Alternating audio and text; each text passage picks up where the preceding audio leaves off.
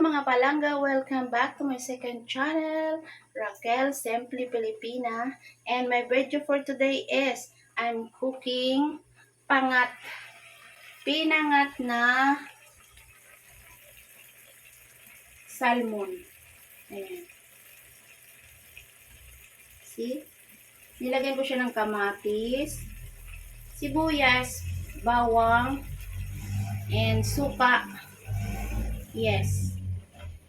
And magluluto din ako ng kangkong. Kasi kailangan ko ng diet na gulay sa aking diet na ano. So, I need more gulay.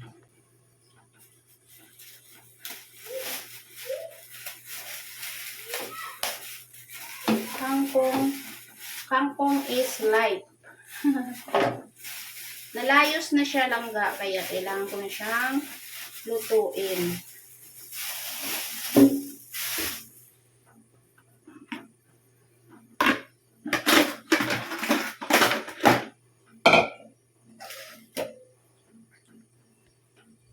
So, ayan, himay-himayin lang natin to.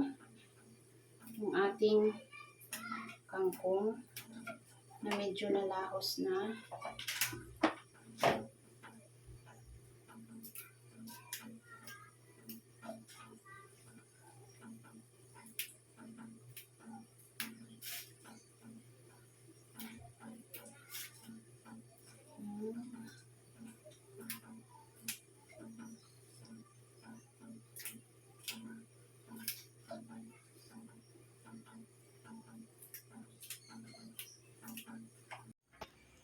Ito na yung ating salmon na pangat, guys. Natuyuan siya.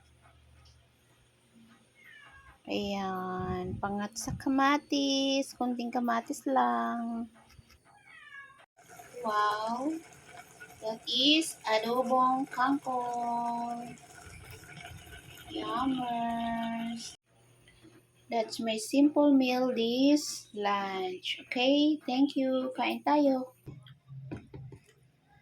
Let's eat, guys.